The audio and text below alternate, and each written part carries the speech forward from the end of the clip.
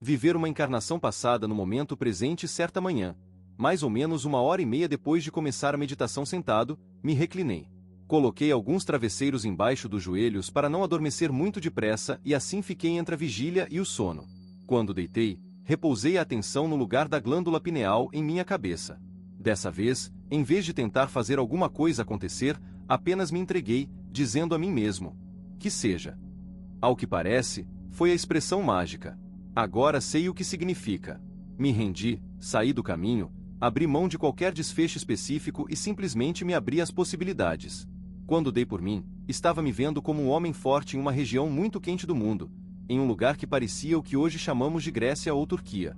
O terreno era rochoso, seco, e construções de pedras como aquelas do período greco-romano eram intercaladas com várias tendas pequenas de tecido colorido.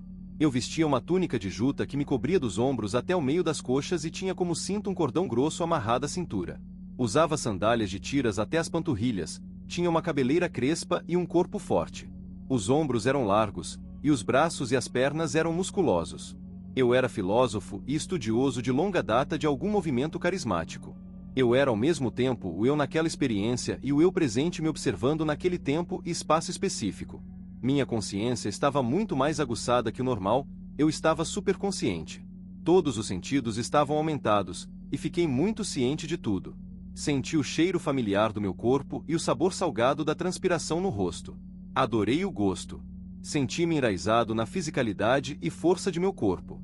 Fiquei ciente de uma dor aguda no ombro direito, mas ela não consumiu minha atenção. Vi o esplendor do céu azul e a magnificência das árvores verdejantes e das montanhas, como se vivesse em Technicolor. Ouvi gaivotas ao longe e soube que estava perto de um grande corpo de água. Eu estava em algum tipo de peregrinação e missão. Viajava pelo território ensinando a filosofia que havia estudado e pela qual tinha vivido toda a vida. Era tutelado por um grande mestre que eu amava profundamente devido ao cuidado, paciência e sabedoria que me proporcionara por tantos anos.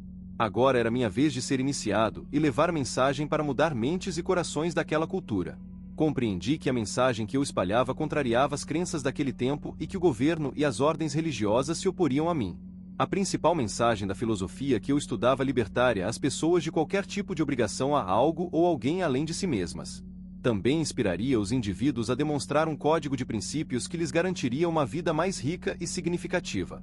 Eu era apaixonado por aquele idealismo e trabalhava diariamente para viver de acordo com a doutrina. É claro que minha mensagem omitia a necessidade de religião e de qualquer dependência de governos, e isso libertaria as pessoas da dor e sofrimento pessoal. Quando a cena ganhou vida, eu acabará de falar para uma plateia em uma aldeia relativamente populosa. O ajuntamento se dispersava quando súbita e rapidamente vários homens atravessaram a multidão para me prender. Antes que eu pudesse tentar fugir, fui agarrado. Soube que eles haviam planejado bem a estratégia. Se tivessem começado a se mover enquanto eu falava para o povo, eu os teria avistado. Eles haviam calculado tudo com perfeição. Rendi-me sem resistência, e me levaram para uma cela onde fui deixado sozinho. Trancado em um cubículo de pedra com frestas estreitas no lugar de janelas, tive consciência do meu destino. Nada que eu fizesse poderia me preparar para o que ia acontecer. Em 2 dias, fui levado ao centro da cidade, onde centenas de pessoas estavam reunidas. Muitas eram as mesmas que tinham me ouvido falar dias antes. Mas agora aguardavam ansiosas a chance de assistir ao meu julgamento e tortura iminente. Fui despido, ficando apenas com uma pequena peça íntima, e amarrado a uma grande laje horizontal com grandes sulcos abertos nos cantos, por onde passavam cordas. As cordas tinham algemas de metal nas extremidades, e fui preso a elas pelos tornozelos e pulsos. Então teve início. Um homem à minha esquerda começou a girar uma manivela que movia a pedra lentamente da posição horizontal para a vertical. Enquanto o bloco de pedra era erguido, as cordas puxavam meus membros nas 4 direções. Quando cheguei a uma inclinação aproximada de 45 graus, a dor começou de verdade. Alguém que parecia ser um magistrado gritou, perguntando se eu continuaria ensinando minha filosofia. Não levantei a cabeça nem respondi. Ele então ordenou que girassem mais a manivela. Em dado momento, comecei a ouvir estalidos, evidência de minha coluna se deslocando em certos trechos. Como observador da cena, vi a expressão em meu rosto quando a dor aumentou. Era como olhar para um espelho e me ver. Tive aguda consciência de que era eu naquela pedra. As algemas de metal nos pulsos e tornozelos agora rasgavam minha pele, e o metal afiado queimava. Eu sangrava. Um dos ombros se deslocou, Ofeguei e grunhi de dor.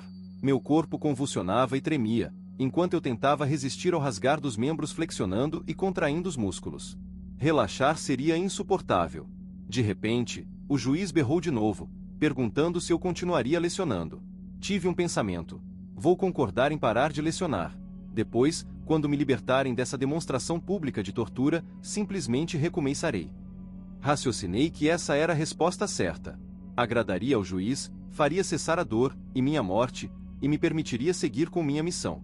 Balancei a cabeça lentamente em silêncio. O juiz me pressionou para verbalizar o não, mas eu não falava. Ele fez um gesto rápido para o torturador à minha esquerda girar a manivela.